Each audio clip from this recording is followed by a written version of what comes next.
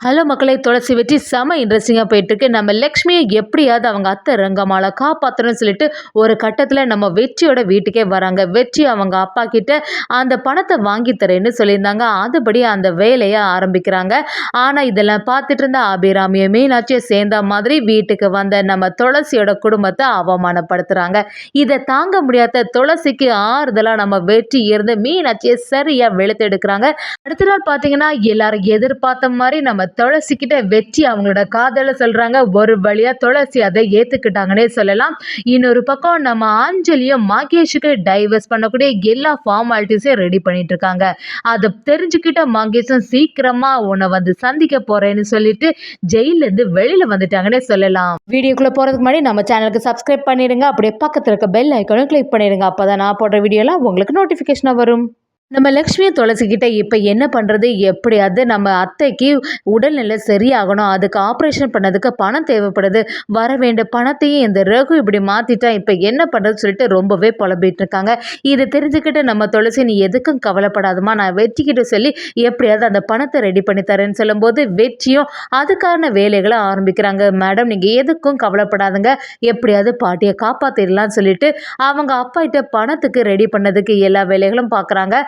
நம்ம லக்ஷ்மி வெற்றிக்கிட்ட வந்து இதெல்லாம் சரி வராது மாப்பிள்ளை, எனக்கு வேண்டாம், நான் எப்படியாவது வெளியில் ஏதாவது அரேஞ்ச் பண்ண பார்க்குறேன் அப்படின்னு சொல்லும்போது நம்ம வெற்றி அந்த இடத்துல, என்ன சொல்கிறீங்க அத்தை, நானும் இந்த வீட்டில் உள்ள ஒருத்தன் தானே, என்கிட்டேருந்து பணம் வாங்குறதுல என்ன வந்துட போது, தயவு செய்து இதை வாங்கிக்கோங்க, பாட்டியோட உயிரை எப்படியாவது காப்பாற்றணும்ல அப்படின்னு சொல்லும்போது நம்ம லக்ஷ்மி விடுற மாதிரி இல்லை. இல்லை, இப்படி ஒரு பழக்கமும் என்கிட்ட இல்லை, ஏதாவது ஒரு பிரச்சனை ஆகிட போகுது குடும்பத்துக்குள்ளே, இப்படி ஒரு பண பரிமாற்றம் வேண்டாமே அப்படின்னு சொல்லும்போது வெற்றியும், இதெல்லாம் யோசிக்காதுங்க அத்தை, நான் உங்களுக்கு கடனா தரதா நினைச்சுக்கோங்க, எப்போ உங்களுக்கு திருப்பி தர முடியுதோ அப்போ தாங்க அப்படின்னு சொல்லும்போது நம்ம அஞ்சலி லக்ஷ்மி கிட்ட வந்து, வெற்றி சொல்றது சரியா தானேமா இருக்கு, இப்போதைக்கு நமக்கு பணம் தேவைப்படுது, அவங்கள்ட்ட இருந்து வாங்கிக்கலாம், எப்போ முடியுதோ அப்போ கொடுத்துக்கலான்னு சொல்லிடுறாங்க. இதை கேட்ட உடனே லக்ஷ்மியும், சரி நீங்க எல்லாம் சொல்றதுனால நானும் ஓகே சொல்றேன்னு அதுக்காக சம்மதிக்கிறாங்க.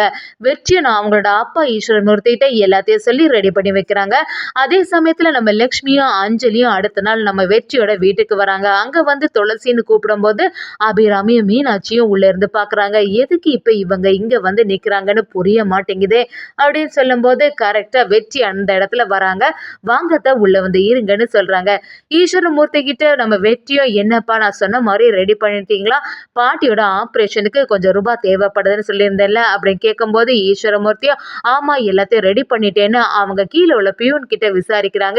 என்ன அந்த ஃபார்மாலிட்டிஸ் எல்லாம் ரெடி பண்ணிட்டியான்னு, சரி கொஞ்ச நேரத்துல ரெடி பண்ணி தாரேன்னு சொல்லிட்டு அவங்க சொல்றாங்க. ஈஸ்வரமூர்த்தியா, சரி நீங்க இருந்துக்கோங்கம்மா, எனக்கு கொஞ்சம் வேலை இருக்குன்னு சொல்லிட்டு வெற்றி கூட்டிட்டு போறாங்க. அந்த இடத்துல கரெக்டாக மீனாட்சியும் அபிராமி கிட்ட, பார்த்தீங்களா தான் எவ்வளோ தைரியம் இருக்கணும், யார் வீட்டு பணத்தை யார் எடுத்து கொடுக்கறது, இந்த வெற்றியை யூஸ் பண்ணி என்ன எல்லாம் ட்ராமா பண்ண பார்க்குறாங்க, அவங்க வீட்டில் உள்ள அந்த பாட்டி உயிரை காப்பாற்றுறதுக்கு இவங்க எதுக்கு பணம் கொடுக்கணுமா அப்படின்னு சொல்லிட்டு மீனாட்சியும் அபிராமியை சரியாக உசுப்பேற்றி விட்டுட்டு இருக்காங்க.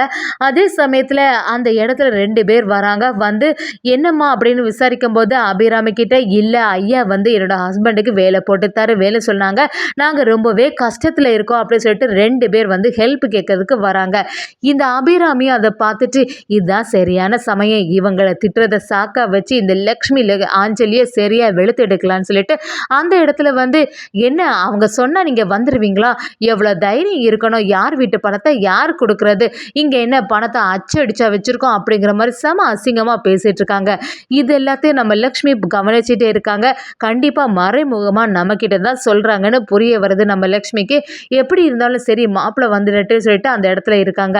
இன்னும் அபிராமி பேச ஆரம்பிக்கிறாங்க. அதெல்லாம் தர முடியாதுமா, எப்படியாவது என்ன சான்ஸ் கிடைக்கும்னு சொல்லிட்டு தான் யோசிச்சுட்டு இருப்பீங்களோ, இங்க பணம் கொட்டி கிடக்குதுன்னு உங்களுக்கு எல்லாம் நினைப்பு, அந்த பணத்தை எல்லாத்தையும் வேஸ்ட் பண்ணதுக்காண்டி இந்த மாதிரி செய்வீங்களா அப்படின்னு அந்த 2 ஆட்களையும் திட்ட ஆரம்பிக்கிறாங்க. இதை கொஞ்சம் கூட அந்த ஆட்களும் எதிர்பார்க்கல. இல்லம்மா ஐயா தான் வர சொன்னாங்க அப்படின்னு சொல்லும்போது அந்த அபிராமியும், அவர் வர சொன்னா உங்களுக்கு எங்க அறிவு போச்சு, உங்களுக்கு எல்லாம் உதவி பண்ணா நாங்க எங்க போவதுக்கு, பேசாம போயிடுங்க இந்த வீட்ல இருந்து அப்படி சொல்லிட்டு பேச ஆரம்பிக்கிறாங்க. நம்ம அஞ்சலியும் லக்ஷ்மி கிட்ட வந்து அம்மா கொஞ்சம் பொறுமையா இருங்க, எப்படி இருந்தாலும் வெற்றி வந்துருவாங்கல்ல, அதுக்கப்புறம் வேணா சொல்லிட்டு போய்க்கலாம் அப்படின்னு சொல்றாங்க. என்னதான் இருந்தாலும் லக்ஷ்மிக்கு அதை தாங்கவே முடியல. இது வரைக்கும் உங்க அப்பா இருக்கும்போது நம்ம மானமா தானே வாழ்ந்தோம், அப்பா மட்டும் இதை பார்த்துருந்தாங்கன்னா ரொம்பவே வருத்தப்படுவாங்கன்னு சொல்லிட்டு லக்ஷ்மி அந்த இடத்த விட்டே போயிடுறாங்க. மீனாட்சியும் அபிராமி கிட்ட வந்து அத்தை நீங்க செய்தது ரொம்பவே நல்லது, திருப்பி அதுக்கடுத்து எத்தனை நாள் தான் இந்த மாதிரி பணம் கேட்க வருவாங்கன்னு புரிய மாட்டேங்குதுன்னு சொல்றாங்க. ஈஸ்வரமூர்த்தி அந்த இடத்துல வராங்க. என்ன இங்க இருந்தவங்களை காணலையேன்னு கேட்கும்போது அபிராமியும் இல்லை ஏதோ ஒரு அவசர வேலைன்னு சொல்லிட்டு கிளம்பிட்டாங்கன்னு சொல்றாங்க. வெற்றிக்கு எல்லாமே புரிய ஆரம்பிக்குது. கண்டிப்பா இதுக்கு பின்னாடி இவங்க சூழ்ச்சியா தான் இருக்கும், மீனாட்சி அண்ணியும் இந்த அம்மாவும் சேர்ந்த மாதிரி தான் ஏதாவது ஒரு வேலையை பண்ணியிருப்பாங்கன்னு சொல்லிட்டு சரியா மீனாட்சியை வெளுத்து வாங்குறாங்க நம்ம வெற்றி. நம்ம துளசிக்கு இந்த விஷயம் தெரிய வருது. அஞ்சலி நம்ம துளசி கிட்ட வந்து அம்மாவும் நானும் சேர்ந்த மாதிரி உங்க வீட்டுக்கு வந்தோம், ஆனா உங்க அத்தை எங்களை எல்லாம் அவமானப்படுத்துற மாதிரி செயலை செய்துட்டாங்கன்னு எல்லாத்தையும் சொல்லும் போது துளசி ரொம்பவே ஃபீல் பண்ணி அழ ஆரம்பிக்கிறாங்க. அப்படியே அவங்க அத்தை கிட்ட வந்து நீங்க செய்யறது கொஞ்சமாவது சரியா இருக்காத்த, எதுக்கு தேவையில்லாம எங்க அம்மாவும் அஞ்சலியும் வரும்போது அவமானப்படுத்துற மாதிரி நடத்துனீங்கன்னு கேட்குறாங்க. அபிராமியும் அந்த இடத்துல பெண்ண சும்மாவை விடுவாங்க, யார் பணத்தை யாருக்கு கொடுக்கறதுக்கு, உங்க பாட்டிக்கு ஏதாவது பிரச்சனைனா நீங்களே பார்க்க வேண்டியது தானே, எதுக்கு வெற்றி கிட்ட சொல்லி அவங்க அப்பாட்ட பணத்தை ரெடி பண்ண சொல்லணும், அதெல்லாம் செய்ய முடியாதுங்கிற மாதிரி துளசி கிட்ட சொல்றாங்க. நாங்க ஒன்றும் வேணும்னு கேட்கல, உங்கள்கிட்ட பணம் இருக்க போகுதுன்னு சொல்லிட்டு வெற்றி தான் சொன்னாங்க. அது மட்டும் இல்லாம அந்த பணத்துக்கு பதிலாக கடனாக தான் கேட்டோம் அப்படின்னு சொல்லும்போது ஃபஸ்ட்டு இப்படி தான் கேட்பீங்க, அதுக்கப்புறமா நீங்கள் என்ன வேலையெல்லாம் பார்ப்பீங்கன்னு எனக்கு நல்லாவே தெரியும், உங்களெல்லாம் நம்பவே முடியாது, உங்கள் குடும்பமே இப்படி தான் சொல்லிட்டு துளசியோட குடும்பத்தை சரியாக வாங்கும்போது வெற்றி நம்ம துளசிக்கு ஆதரவாகவே இருந்துட்டுருக்காங்க. நம்ம துளசியும் எப்படியாவது அஞ்சலியும் அம்மாவை பார்த்து பேசணும்னு சொல்லிட்டு வீட்டுக்கு வராங்க. அப்படி நம்ம லக்ஷ்மி ரொம்பவே வருத்தத்தில் இருக்கும்போது நீங்கள் எதுக்குமே ஃபீல் பண்ணாதுங்கம்மா, நாங்கள் அங்கே இருக்கும்போது வந்திருக்கலாம்லன்னு சொல்லிட்டு பணத்தை கையில் கொடுக்குறாங்க. எப்படியும் மாமா உங்கள்கிட்ட தர சொல்லி தந்தாங்க, நீங்கள் அதுக்கெல்லாம் நினச்சி வருத்தப்படாதுங்க, வெற்றியை நினைச்சாது கொஞ்சம் சந்தோஷப்படுங்க, உங்களுக்கு இப்படி ஒரு மருமகன் கிடைச்சிருக்கான்ல அப்படின்னு சொல்லிட்டு நம்ம லக்ஷ்மியும் ஆறுதலாக பேசுகிறாங்க. இந்த பணத்தை வச்சு பாட்டியோட ஆப்ரேஷனை நல்லபடியாக முடிங்கம்மான்னு சொல்லிட்டு ஆறுதலாக இருக்காங்க. இன்னொரு பக்கம் நம்ம அஞ்சலியும் துளசிக்கிட்ட வந்து நீ சொல்கிறது எல்லாமே சரிதான்க்கா, ஒரு வழியாக பாட்டியை எப்படியாவது காப்பாற்றிடணும், அதே மாதிரி மகேஷ் கூட எனக்கு வாழவே விருப்பம் இல்லை, அவள் என்னைக்கா இருந்தாலும் வெளியில் வந்து என் கூட டார்ச்சர் பண்ணதுக்கு ஆரம்பிப்பான், அதனால் இதுக்கு ஒரு முடிவு கட்டணும்னு இருக்கேங்க்கா அப்படின்னு சொல்லும்போது நம்ம துளசி நீ செய்கிற முடிவு எல்லாமே நல்லதாக தான் இருக்கும், எப்படி இருந்தாலும் உனக்கு ஆதரவாக இருப்பேன்னு சொல்லும்போது நம்ம அஞ்சலி துளசிக்கிட்ட டைவர்ஸ்க்கான எல்லா ஃபார்மாலிட்டிஸும் ரெடி பண்ணி வச்சுருக்கேங்க்கா, இதை எப்படியாவது அவங்க கிட்ட ஒப்படைக்கணும்னு சொல்கிறாங்க. அதுபடியே வக்கீல் மூலமாக அதை ஆரம்பிக்கிறாங்க. மகேஷோட கையில் அந்த டைவர்ஸ் பேப்பர் போய் சேருது. இதை பார்த்த உடனே பயங்கரமாக டென்ஷன் ஆகுறாங்க. மகேஷ் எவ்வளோ தைரியம் இருந்தால் இந்த அஞ்சலி இப்படி பண்ணியிருப்பா, அவள் மேலே நான் எவ்வளோ பாசமாக இருக்கேன், அதை கொஞ்சம் கூட அவள் புரிஞ்சிக்காமல் இப்படி பண்ணியிருப்பாளே அப்படின்னு சொல்லிட்டு அங்கே உள்ள லாயர்கிட்டையும் எவ்வளோ பணம் செலவானாலும் பரவாயில்ல, நான் கொஞ்ச நாள்லேயே வெளியில் வந்தே ஆகணும், இங்கே நடக்கிறது எதுவுமே சரியில்லைன்னு சொல்லிட்டு மகேஷ் அந்த லாயர்கிட்ட சரியாக வெளுத்து வாங்குறாங்க.